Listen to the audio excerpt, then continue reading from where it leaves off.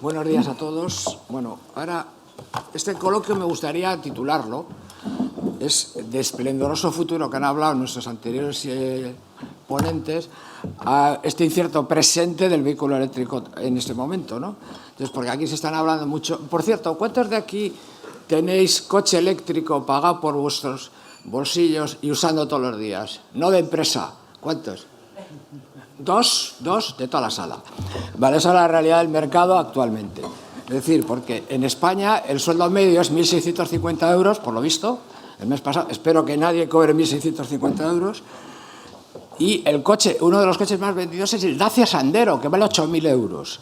La realidad del vehículo eléctrico con todo esto se compadece muy mal. Entonces, me gustaría, y luego otra cosa, hemos hablado del futuro, de Marty McFly en Regreso al Futuro con el DeLorean. Podemos hablar hasta del halcón milenario como futuro. Pero la realidad es otra. La realidad es que los usuarios de vehículos eléctricos, que son poquísimos, los particulares, tienen muchos problemas para comprar. Primero, porque no hay subvenciones, como en otros países, valen mucho dinero, no como han dicho que se están igualando, valen el doble que un equivalente de combustión interna, el doble. Y luego no tienen garajes, no tienen puestos de recarga, no hay infraestructura. Y como contamos con la presencia del presidente de una asociación de usuarios de vehículos eléctricos, me gustaría saber cuáles son las inquietudes que te trasladan a ti. Es decir, ¿y cómo se ha creado una asociación de usuarios de vehículos eléctricos? Bueno, en primer lugar, tengo que comentar que soy un representante. Hay unos delegados en Vizcaya, pero me han pedido que represente a esta asociación de AV, que reunimos en este momento más de 3.000 socios en todo el Estado y que, bueno, tenemos múltiples actividades. Yo creo que puede ser interesante esta perspectiva porque hasta ahora he escuchado la jornada dedicada a distintos agentes de producción, a instituciones, pero quizás me faltaba oír la perspectiva también de los usuarios finales, ¿no? Y es lo que trataré de hacer de común acuerdo con la gente que reunimos. Somos personas de generaciones muy diferentes, que utilizamos vehículos eléctricos muy diferentes, de costes también muy diferentes. En este momento, contabilizando digamos el coste total en utilización, pueden llegar a ser equivalentes y no es el tiempo que en un minuto. Quería simplemente hacer unas recomendaciones según hemos acordado, según he acordado. Esta presentación también estará con mi apellido, que es un poco especial, aunque somos muchos, y Bloja y Regavira pueden verla con más detalle. Pero la posición de los usuarios es la siguiente. Primero, prueba un vehículo eléctrico a baterías y nunca más volverás a... Yo cuando tengo que coger el coche de los hijos, que es grande para llevar a muchos nietos, veo ruidos raros y cosas, o sea, no acelera, no anda, me preocupa. O sea, probarlo es cambiar. Analizar costes totales, no solo adquisición. Una cosa, no te los van a vender, no te los va a vender ningún fabricante de los que está aquí. Tienes que ir a comprarlos y que no te engañen con varias cosas. Primero, hablándote de los híbridos. Yo tengo un Lexus híbrido, pero lo tengo en un garaje porque no sé qué hacer con él. Los híbridos estaban bien en 1997 cuando Toyota lanzó el Prius. No tiene ningún sentido. Y si es recargable, peor. Suman los híbridos lo peor de dos mundos. O sea, llevas el peso de la batería cuando vas, llevas todos los costes de mantenimiento, o sea, contaminas. Que no nos engañemos. Esperad, la recomendación sería esperad y comprar un vehículo eléctrico a batería.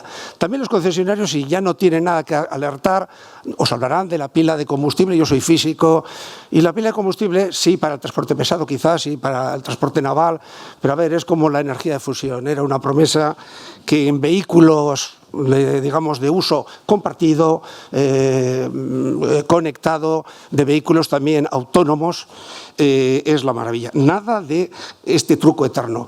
Y también a las administraciones hay que pedirles, sí que hay administraciones que lo hacen bien y desde OVE queremos recompensarlo, y tenemos municipios como Bilbao, Vitoria-Gasteiz, que lo hacen bien y otros que lo hacen medio bien, como Guecho, pero queremos hacer algo al respecto. Y luego deshacer como usuario de vehículos todas estas tonterías. A ver, vamos a ver, yo instalé justamente hoy hace un año, el 28, yo pedí un Model 3 hace 3 años y me permití luego esperar una semana que en Getafe no conocían caso igual, había gente que dormía allí para que les entregasen su Model 3. Yo les estuve esperando una semana simplemente para tener una matrícula que fuese de KIT, ¿no? KTT.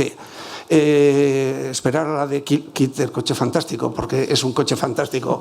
Esperar a la de kilovatios hora, había que esperar demasiado. Y os puedo asegurar, probado, acreditado, tengo muchos testigos, he hecho 20.000 kilómetros, hacía bastantes menos antes, y he gastado exactamente 27,86 euros. Cuando reposté el coche de los nietos que se han ido esta semana por ahí, les dije, con repostar este coche familiar me permitiría a mí hacer 75.000 kilómetros. Es verdad que tiene un coste alto inicial, pero no hay más gasto alguno, no tiene ningún gasto, ningún mantenimiento. Y ¿por qué no se venden? Primero, porque no se escucha a los usuarios. Yo creo que hay muchos intereses en contra y es lógico y comprensible para alguien que ha trabajado también en la administración que hay que hacerlo gradualmente las cosas, pero los usuarios, vamos a decir, aguanta como sea y espera que a lo largo de este año salgan coches puramente eléctricos. Y una cosa, comprar coches que no sean una evolución de un anterior, no un Golf eléctrico con una arquitectura de un modelo de combustión, sino comprar un ID de Volkswagen eléctrico, pero con un diseño ex novo. José María Satuste y Mitsubishi, defiéndete un poco porque vosotros tenéis el híbrido y el híbrido enchufable como bandera de la compañía, por lo menos aquí en España. Es decir, no estoy en nada de acuerdo con lo que ha dicho el anterior ponente, porque yo que me dedico a probar coches y últimamente, no sé por qué, nos han castigado con solamente vehículos eléctricos, que curiosamente el público no quiere ni compra. Es una regulación de la Unión Europea que obliga a los fabricantes a fabricar primero, intentar vender y trasladar la demanda al público que no quiere comprarlos. Bueno, Mitsubishi, José María Satuste, defiéndete un poco. Yo iba a defenderte yo, pero no, creo que es el momento. Bueno, lo primero, muchas gracias por la invitación, y lo segundo, no estoy en nada de acuerdo. A ver, y es el principal problema que tienen hoy en día los clientes, los ciudadanos, ¿no? Que les estamos abrumando con un montón de, pues lo mejor es esto, lo mejor es lo otro, lo mejor es lo de más allá, ¿no? Tú aportas el punto de vista desde una persona con un poder adquisitivo que ha adquirido un Tesla, que no es el de todos, ¿vale? Si a mí me dijeses que cuál es el mejor coche para comprarme, evidentemente es un vehículo eléctrico puro. Yo creo que eso huelga decirlo, ¿no? Si alguien me dice qué teléfono te tienes que comprar, pues me compraría el mejor móvil. Pero es que no podemos comprar el mejor móvil. Entonces tiene que haber una transición sí o sí, ¿vale? Entonces, para esa transición y para reducir la huella de carbono de todos, pues hay una serie de tecnologías que te ayudan a ello, ¿vale? La gente es muy escéptica. Entonces, hay gente que le cuesta muchísimo dar el paso. El otro día me decía un amigo mío, es que a mí me parece muy antiguo, o sea, me parece obsoleto tener que enchufar un coche. ¿Pero cómo que hay que enchufar un coche? Bueno, es un señor que no ha probado un coche eléctrico, evidentemente, pero quiero decir que no es tan sencillo como esperar y comprar el coche eléctrico, porque entonces no venderemos nunca un coche eléctrico, porque el abaratamiento del coche eléctrico se basa en las economías de escala, etcétera, etcétera, ¿no? Entonces, cuidado con esto. Tiene que haber una... Claro, yo voy a vender mi libro, ¿no? Pero tiene que haber una transición, ¿no? Evidentemente, el coche híbrido enchufable no es el vehículo más eficiente. Esto ya lo sabemos todos. Evidentemente, no es el vehículo del futuro. Antes hablaba aquí del futuro. ¿El futuro a cuánto? ¿A 5 años? ¿A 10? ¿A 15? ¿A 20? ¿A 40? ¿Cuál es nuestro futuro? Porque si es a 5 años, tendremos que ir al vehículo híbrido enchufable como transición para que la gente se eduque y sepa, pues, enchufar un vehículo, qué significa, qué costes tiene, adquirir un poquito más de confianza sobre esto para luego a lo mejor dar el paso al vehículo eléctrico puro. Cuando todas estas compañías como Iberdrola, Endesa, Repsol, Cepsa, todas las que están poniendo puntos de carga en España, desarrollen la infraestructura de recarga necesaria para que no solo unos pocos puedan cargar en itinerancia, sino que la gran mayoría pueda cargar en itinerancia, porque tú tienes la experiencia de usuario, pero pregúntale a una persona que no es usuaria cuál es su miedo.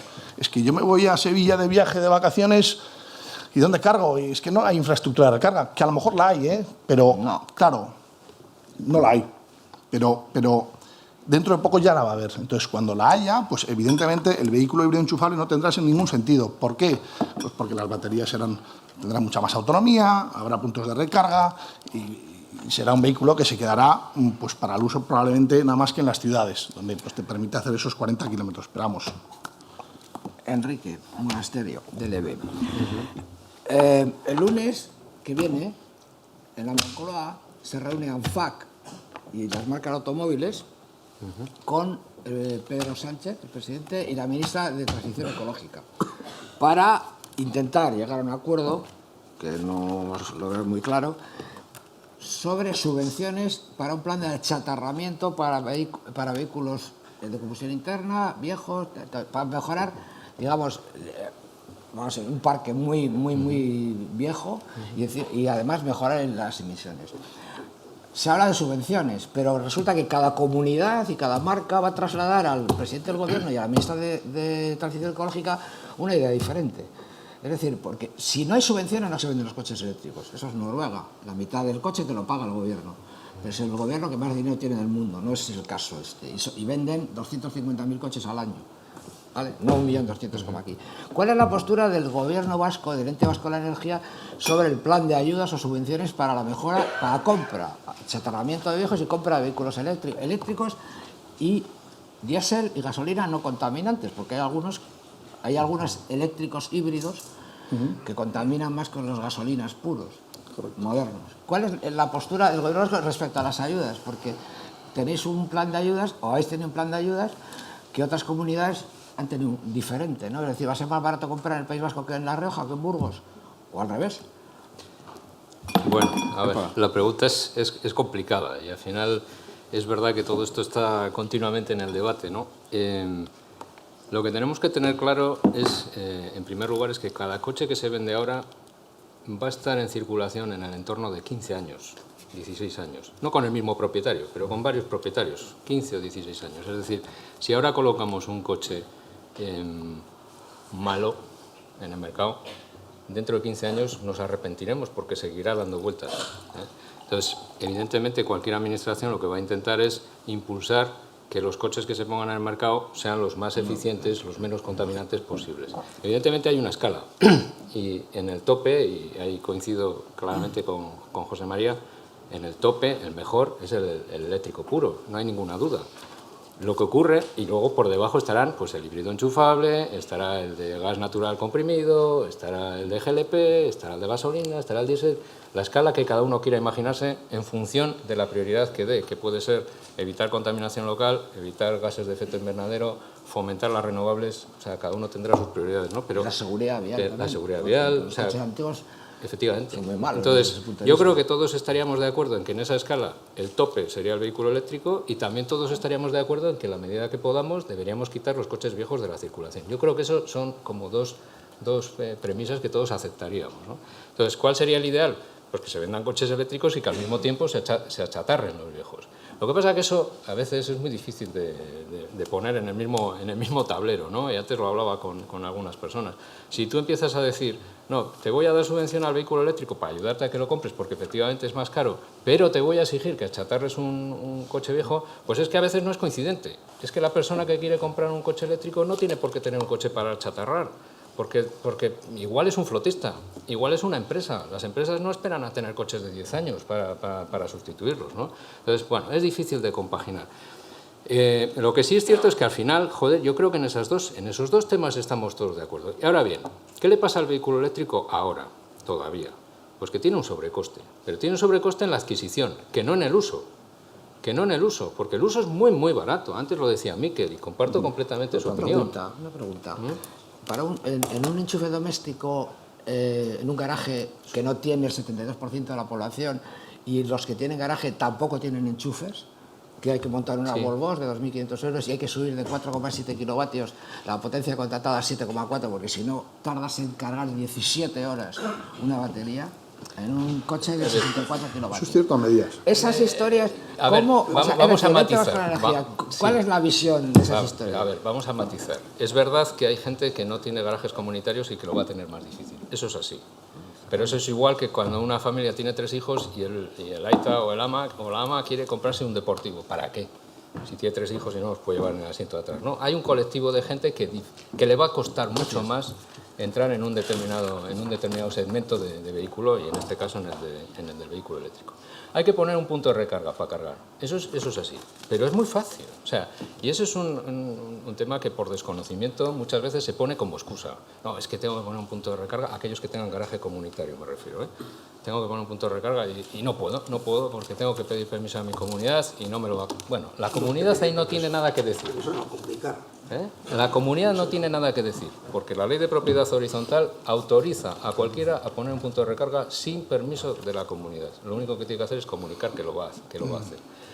Un punto de recarga, sí, en el entorno de 2.000 euros te cuesta. Yo lo sumaría al coste del vehículo. Es decir, vuelvo a insistir en que la inversión inicial es potente, pero el uso es tremendamente barato, no solo en el combustible, que la electricidad es muy barata y especialmente si recargas por la noche, sino en el propio uso. Los discos de freno no se cambian casi nunca porque frenas con el freno regenerativo. No tienes cambios de aceite, no te falla nunca el embrague porque no hay embrague, no te falla nunca la caja de cambios porque no hay caja de cambios. O sea, es que el coche es infinitamente más sencillo y el mantenimiento es infinitamente más barato y eso no se transmite. Entonces, cuando coges el uso total del vehículo, es que ya te sale más barato. Si encima te dan una subvención, por supuesto que te sale más barato. En cualquier caso, esto se va a igualar. Antes lo han dicho, en el año 2025, yo no sé si será en el 2025, pero sí puedo dar una cifra de los costes de las baterías. Cuando yo me metí en esta guerra de vehículo eléctrico fue allá por el año 2009 y nos miraban como las vacas al tren. O sea, a mí no me llamaban loco por educación. O sea, porque evidentemente ahora lo veo en la distancia y digo, joder, si es que lo que había en el 2009 y en el 2010 eran cajas de zapatos con ruedas. Sí, o sea, era una castaña, ¿no? Pero por aquel entonces el precio de las baterías era de $1.000 por kilovatio hora. $1.000 por kilovatio hora. En el 2019 ha sido de 159 dólares por kilovatio hora. O sea, se ha reducido tremendamente. Y al mismo tiempo se ha conseguido que en el mismo volumen y con el mismo peso se almacene mayor energía. Es decir, se ha aumentado la densidad. Con lo cual, hemos hecho una evolución en 10 años tremenda. Y nos espera todavía más. En 4 o 5 años vamos a ver otra evolución también bastante importante en la reducción de costes. Y va a pasar que el vehículo eléctrico se va a igualar al de combustión. Y cuando eso ocurra, entonces cualquiera de nosotros ya solo pensaremos en términos económicos y diremos, es que ya no es ni tema de medio ambiente, ni cambio climático, ni nada, es que me sale mejor y me lo compro. En el caso del 2030, por ejemplo, 5 millones de vehículos eléctricos circulando, Antonio González, de Red Eléctrica Española, que es básicamente el que distribuye lo que alimenta a los coches eléctricos a los domicilios y a las empresas, es decir, ¿va a suponer algún tipo de problema? Un día puede pasar que 7 millones de vehículos eléctricos se enchufen a la vez, no. en carga rápida, con una generación de energía muy grande. Es decir, antes lo apuntaba el representante de Hyundai y yo creo que es un tema muy importante. Pero primero aclarar otra cosa, y más aquí estando en la Torre Iberdrola. Nosotros no distribuimos, nosotros transportamos. Nosotros llevamos los grandes contingentes de energía de la generación a las proximidades de las ciudades, donde es los distribuidores, en esta zona en particular Iberdrola, quien se lo lleva a los domésticos o a las industrias. Cada millón de vehículos eléctricos aproximadamente es el 1% del consumo energético que tenemos a nivel nacional. Y la red de transporte existente en la actualidad es perfectamente compatible con un volumen de lo que estás planteando, de unos 7 millones de vehículos horizonte 2030. Para ese contingente estamos perfectamente preparados. Estás comentando también, y también lo ha comentado el que me ha hecho 3 o 4 spoilers, por lo menos del representante de Hyundai, pero porque son muy evidentes, y lo acabas de comentar, el tema de la carga ultra rápida o rápida. Nosotros tenemos un convenio, por ejemplo, firmado con Ibil, en el que tenemos puntos de recarga de hasta 350 kilovatios, creo que son los máximos que se están planteando. ¿Realmente es necesario eso, salvo cuando, y ya ha salido también antes, el caso de que te vayas de vacaciones a Sevilla o a Cádiz? Salvo en esos casos no es necesario. O sea, tú lo que haces por la mañana es te levantas, coges el coche, te vas a tu lugar de trabajo, que tardas media hora, como mucho, 40 minutos, igual en Madrid 1 hora, dejas el coche parado 4, 5 horas, 6 horas, lo vuelves a coger para ir a extraescolares de los niños, que es lo más clásico, y vas a casa y lo dejas. Hace falta que las administraciones hagan también por su parte para que, si al cliente le da lo mismo y el coste económico le va a costar lo mismo, cargar ultra rápida frente a la carga lenta, el cliente va a decir, a mí déjamelo al 100% dentro de 5 minutos. Eso es lo que tenemos que conseguir, que los ministerios correspondientes se pongan un poco las pilas en ese sentido y digan, lo que me interesa que es llevar el consumo de este tipo de vehículos a la noche. Nosotros no vemos el vehículo eléctrico como un riesgo, lo vemos como una oportunidad. Nosotros tenemos ahora mismo sobre la mesa el tema del autoconsumo, el tema de la generación distribuida, pero nosotros esto lo vemos como una oportunidad de almacenamiento distribuido. A día de hoy el tema de baterías, de macrobaterías, no está logrado. Estamos hablando de costes económicos. Si os voy a volúmenes o a cuantías económicas de un volumen de una batería, como para alimentar, no te voy a decir Bilbao, sino para alimentar un polígono industrial, no hay dinero para pagarlo. Pero lo que sí podemos hacer es tratar de que los vehículos eléctricos sean esa manera de tener energía distribuida en todo el territorio y conseguir también, por otro lado, que el foco esté colocado de una vez por todas, y yo creo que está cambiando claramente, en el cliente. Pero también aquí hace falta que el cliente tenga algún tipo de ventaja en ello. Es decir, si el cliente va a ver cómo su energía de su batería va a entrar y salir, hace falta también que él vea algún tipo de interés, probablemente económico, en que la energía que él ceda tenga algún tipo de plus o tenga algún tipo de ventaja frente a la que él tiene que pagar.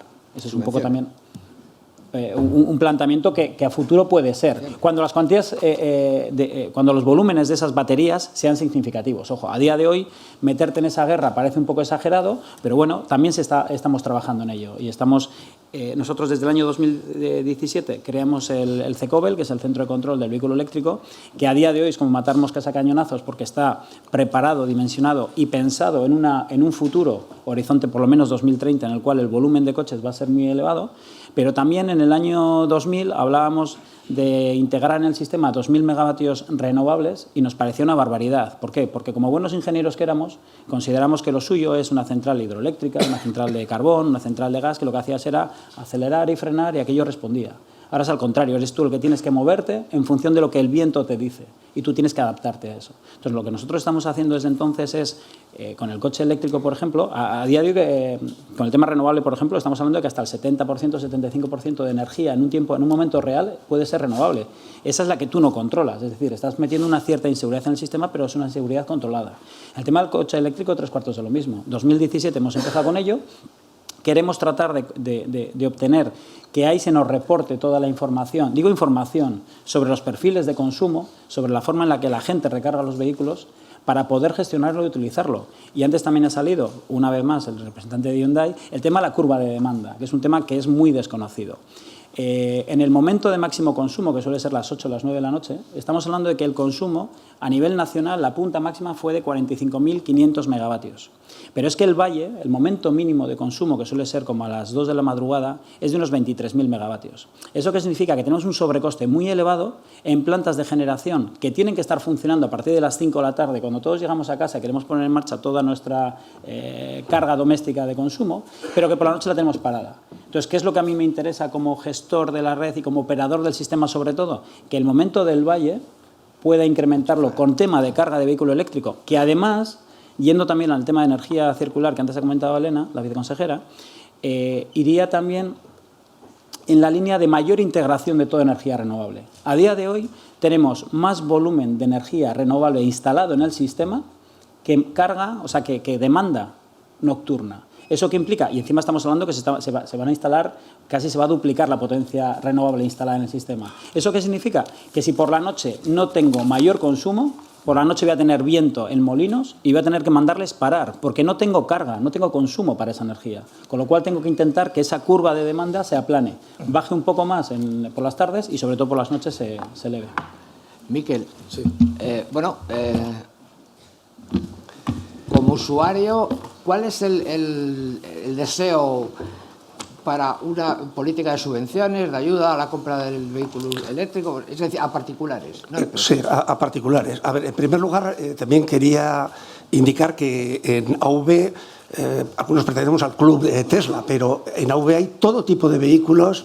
Si alguien quiere, le recomiendo en base a sus necesidades familiares y a su presupuesto qué comprar en este momento y sobre todo esperando un poco.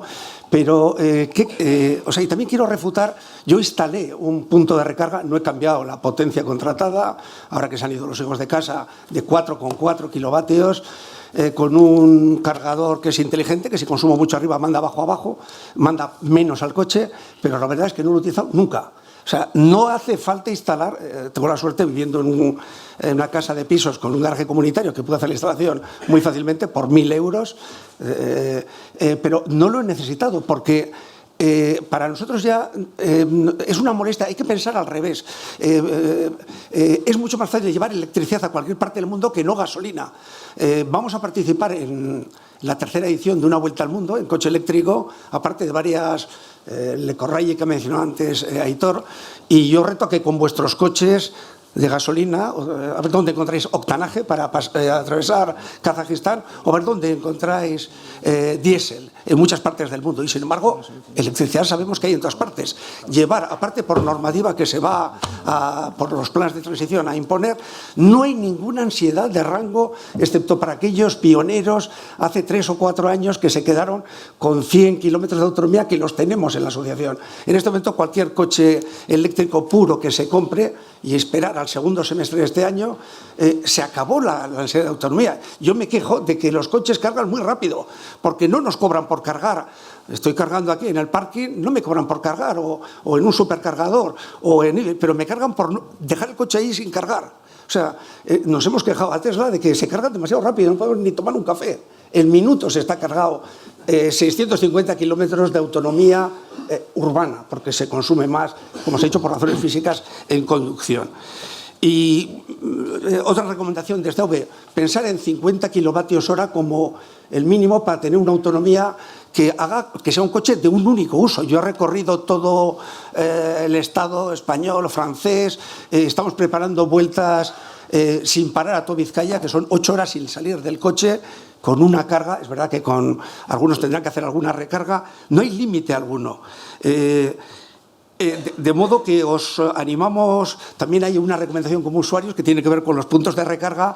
A ver, ya basta de que tengamos que llevar 7 o 8 aplicaciones. La verdad es que no necesitamos usar tantas, queremos puntos de recarga que se pague con la tarjeta de crédito, si hay que pagar, porque va más rápido el despliegue de los puntos de carga que el de coches eléctricos. ¿No os habéis visto? Yo vengo al parking de aquí o voy a Artea y tengo mi plaza reservada, con un poco más ancha, y mientras como o hago compras o estoy aquí, el coche queda recargado y yo salgo recargado de casa, aparte de que de la regeneración que hay. El conducir a un solo pedal, la verdad es que es un riesgo a familiares y amigos dejarles probar un coche de este tipo, porque dicen, ¿yo qué hago con...? O sea, es que es algo sorprendentemente sorprendente, ¿no? Y luego esas posibilidades que tiene de explotación en tiempo completo, etcétera, ¿no? José María Satrústegui, de Mitsubishi. Estoy de acuerdo con Javi Arboleda, de Hyundai, en que hoy el coche es el híbrido enchufable. Hoy. En Madrid y Barcelona. Y luego en 2023 en otras ciudades en las cuales hay limitaciones de etiqueta, básicamente. Entonces, ¿cuál es tu opinión sobre el tema? Es decir, vosotros vendéis mucho híbrido enchufable. Sí, a ver, Miquel tiene una gran energía y hace muchísimos kilómetros y la verdad que es elogiable, ¿no? Pero la realidad en un Madrid o en un Barcelona es que la gente va todos los días a trabajar y hace una media, le ha dicho Javier, de 40 kilómetros al día. Por lo tanto, con un híbrido enchufable que haces 50, pues los tienes más que cubiertos. Y si no fuese así, si hicieses alguno más, pues estarías en consumos realmente bajos, ¿no? En Madrid, sobre todo, no tanto en Barcelona, además las ciudades tienen unas regulaciones que te permiten ya no el ahorro del dinero, que es importante, ¿no? Porque un señor que vive, pongamos en Las Rozas, tiene capacidad de coger el carril Busbao, se está ahorrando un dinero con un vehículo de etiqueta cero, ¿no?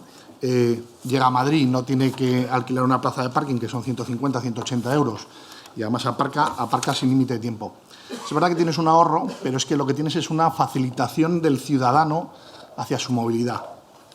Y a día de hoy somos muy ecológicos de boquilla, pero cuando nos toca en el bolsillo todavía no lo somos mucho. Entonces, lo que nos facilita la vida es lo que el ciudadano va a adquirir, ¿vale? A día de hoy. Entonces, yo creo que, y lo he dicho antes, el híbrido enchufable es un coche, en nuestro caso no tiene caja de cambios, es distinto, es una plataforma eléctrica que además tiene la posibilidad luego de funcionar como un híbrido convencional o como un híbrido en serie. Es un vehículo absolutamente eficiente para las ciudades. Cuando la autonomía baja, funciona como un vehículo de autonomía extendida, por así decirlo. Sin duda es la gran solución de aquí a que toda la infraestructura de recarga esté puesta. Y no nos engañemos, y yo lo he debatido mucho con la gente, la infraestructura de recarga, y la gente de Iberdrola lo dice, y la gente de Endesa lo dice, desde que ellos llegan a un punto con un cliente o con un propietario de un área hasta que se instala un punto de recarga son 8 meses de media.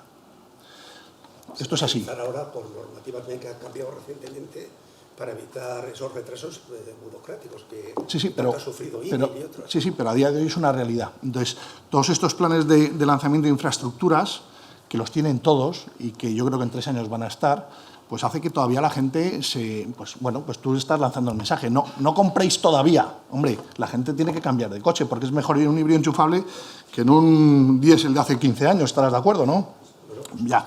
Entonces, pues yo animo a la gente. Hay muchos sistemas de pago, de tal manera que tú cambias de coche cada 3 años. Hay gente que le puede dar un uso más urbanita, hay gente que no tiene la necesidad de hacer vueltas al mundo en un vehículo eléctrico, sino que lo necesita para su día a día. Es un coche de ciudad, lo decimos. No, pero bueno, hay vehículos híbridos enchufables de otras marcas que son sub, pero que son muy pequeñitos y que son bastante eficientes. Es decir, que yo tengo muchos conocidos que no gastan gasolina y, fíjate, nuestro coche a los 3 meses de no utilizar el motor de combustión se enciende porque se pasa la gasolina.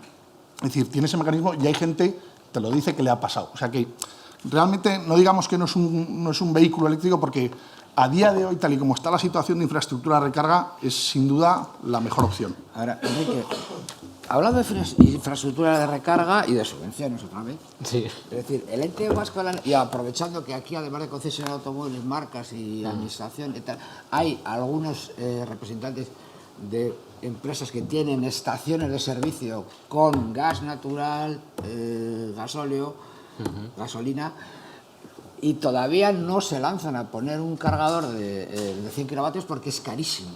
Es decir, carísimo para el retorno que luego van a conseguir. Es decir, el ente vasco de la energía contempla esas historias. ¿Habéis hablado con ellos para llegar a algún acuerdo? Sí, bueno, a ver, en primer lugar, hay una cosa que para los que no están habituados al vehículo eléctrico, pues hay que explicar. O sea, el vehículo eléctrico es un vehículo que fundamentalmente se carga en casa. Entonces, hoy por hoy tenemos muy pocos vehículos en circulación, muy pocos vehículos eléctricos, pero además se cargan en casa. Eso quiere decir que, aunque todo el mundo diga es que no tenemos infraestructura de recarga, es verdad que hay poca, pero se necesita pocas veces. Si tú tienes un coche eléctrico que tiene una autonomía de 300 kilómetros o de 400, como los hay ya en el mercado, pues evidentemente todos los días a las 8 de la mañana, cuando compres el coche, sales con el tanque lleno para hacer 400 kilómetros, y muy pocas veces haces 400 kilómetros. Y si no es el de 400, me da igual, el de 250, o sea, un coche de 250. Muy poca gente hace 250. Entonces, ¿qué pasa? Que para alguien que quiere hacer una inversión en un punto de recarga público y especialmente de carga rápida, estamos hablando de una inversión que, aunque se han bajado en costos y demás, porque ya pues empieza a haber una cierta economía de escala, pues estamos hablando del entorno de 40.000 euros, más o menos. Y ya si te vas a la ultra rápida, ya eso ya es otro negociado. Eso ya es otro negociado, ¿no? Pero si tú tienes que poner un punto de recarga de 40.000 euros y al final, cada vez que te viene alguien a recargar, le estás cobrando por la recarga una media de 9, 10 euros, porque no le cabe más energía en el coche. Y de ese 9 tú te estás llevando un pellizquito de €1,50, pues evidentemente eso no se recupera muy tarde. Y luego además tiene una pega, que esa se va a corregir, tiene una pega fundamental, y es que tú pones un punto de recarga de 50 kilovatios y tienes que hacer una conexión de 50 kilovatios y pagar un término de potencia, que es un fijo a la compañía eléctrica, por esa disponibilidad de potencia. Afortunadamente, bueno, eso, para que nos hagamos una idea, viene a costar unos 4.000 euros al año por cada punto. Entonces, afortunadamente, eso ha sido una demanda del sector de muchos años, diciendo al Ministerio que eso no puede ser, que ese fijo hay que eliminarlo. Y bueno, pues ya se ha publicado una circular de la Comisión Nacional de los Mercados y la Competencia, en la que se establece un nuevo mecanismo para que durante unos años esa potencia no se pague de esa manera, se pague de una manera como más flexible, en función de si el punto de recarga realmente se utiliza o no se utiliza. Bueno, eso es la situación, y efectivamente necesitan subvención, porque si no, esto no va a funcionar. Hay 2 vías de que funcione, y las 2 se van a poner en marcha. Una es obligando. El Ministerio ya ha dicho que van a obligar a las estaciones de servicio de que vendan más de un cierto volumen, pues a que en los próximos años tengan que tener puntos de recarga rápida. La obligación, pues al final tiene su efecto, y evidentemente lo veremos. A la fuerza Orcan, efectivamente. Claro. Y el otro es las subvenciones. Las subvenciones, nosotros llevamos años teniendo subvenciones a esos puntos. O sea, porque somos conscientes de que es la única manera, porque es un negocio ruinoso. Pero también quiero transmitir a la gente que esté en duda de comprar un coche eléctrico que esos puntos lo único que te hacen es dar tranquilidad. O sea, yo he sido usuario de vehículo eléctrico de diferentes modalidades, puros, no puros, híbridos enchufables, con autonomías pequeñas, con autonomías más grandes. Muy pocas veces he usado los puntos públicos, y eso que yo trabajaba en Ibil y no los tenía a mi disposición, pero no los necesitaba. O sea, Ibil ha tenido, y seguro que sigue teniendo, clientes que durante años no han usado nunca los puntos públicos, nunca. Entonces, lo que pasa es que es cierto que si un día te sales de tu modo habitual de movilidad y te quieres ir, pues no es un día que vayas a trabajar, sino que es un día que quieres hacer turismo, por ejemplo, y te quieres ir a Logroño y volver, pues hombre, vas a estar más tranquilo si sabes que en el camino pues hay algo donde parar. Entonces, eso se necesita, pero claro, como es muy ruinoso, pues efectivamente tenemos que acoquinar desde la administración un poco, ¿no? Antonio González, de Red Eléctrica Española, vosotros manejáis, me imagino, una cantidad de datos inmensa de la demanda, dónde está, cómo se facilita. Es decir, en un mundo hiperconectado, ¿qué podéis hacer o qué estáis haciendo desde Red Eléctrica para que el usuario, bien sea a través de aplicaciones y tal, tenga una información, lo que estaba contando Enrique, es decir, dónde voy y qué es lo que me voy a encontrar? Yo en este caso le doy la vuelta a tu pregunta. Nosotros somos los que tenemos que adaptarnos al cliente. Eso es lo primero. El cliente es el que nos está marcando cuándo necesita la energía y cómo la necesita.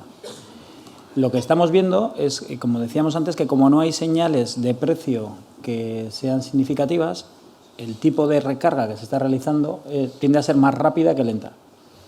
Salvo la doméstica, que como bien decía Enrique, yo también he sido conductor de vehículo eléctrico puro, lo siento, pero me tuve que pasar al híbrido porque en la cornisa cantábrica lo que tiene también, que esto es también un debe igual de los fabricantes. Vitoria no está a 150 kilómetros, creo que está a 60 y pico, no sé exactamente cuánto desde aquí, pero según la autonomía que se reduce, cuando subes de aquí a Vitoria, te baja a 150.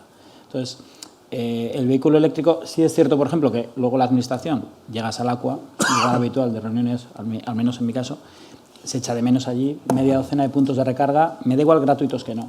Otra cosa que también se echa de menos es que no tengas que llevar, yo tengo la tarjeta de Ibil, tengo la tarjeta de Iberdrola, vas a otros sitios y aparcas gratuitamente, que hubiera una normalización y una forma única de pago de todo esto, vía tarjeta de crédito, vía lo que fuera. Nosotros lo que me estabas preguntando es que a día de hoy los datos son todavía, yo creo que insuficientes. Tampoco dominamos ni tenemos, no recibimos la información del 100% de los puntos de recarga. Hemos hecho también recientemente un convenio con la Federación Española de Municipios y Provincias para tratar de que se nos reporte todo ese tipo de información, porque no somos partícipes del juego a nivel económico. Nosotros no ganamos nada con esto. Nosotros no vamos a vender energía a nadie de puntos de recarga. Lo que queremos es tener la información de ello, porque operar un sistema eléctrico a ciegas es imposible. Entonces, para poder yo operar el sistema eléctrico con la mayor seguridad posible, lo que necesito al menos es tener la certeza de cuántos puntos de recarga tengo, de cuánta energía van a consumir, de qué tipo de hora manejan ellos en su consumo. ¿Cuál es lo que yo quisiera? Mi ideal, reitero lo que he dicho antes, que el consumo fuera nocturno y lo más lento posible, lo más tranquilo posible.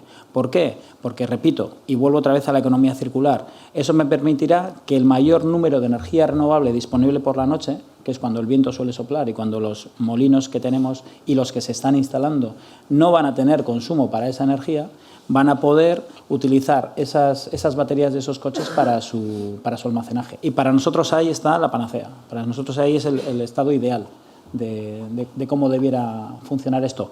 Luego, cuando te bajas de vacaciones o cuando tienes kilómetros, que tengas un punto de recarga ultra rápido en el cual te tomes un café y salgas y lo tengas perfecto, oye, para mí ideal, pero ya estoy hablando como consumidor, como utilitario de ese vehículo.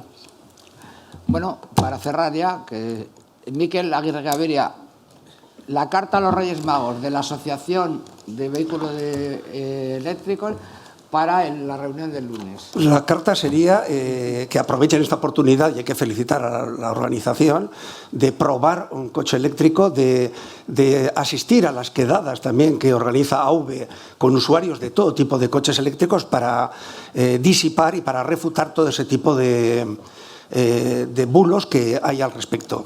Y a las administraciones pedir que sean más exigentes con esta engañifa que es también la etiqueta cero. Como no voy a hablar de marcas, pero coches con 3 litros de cilindrada que aseguran tener 55 kilómetros de autonomía, tiene etiqueta cero, es un coche que no emite. En este momento un coche eléctrico a batería 100%.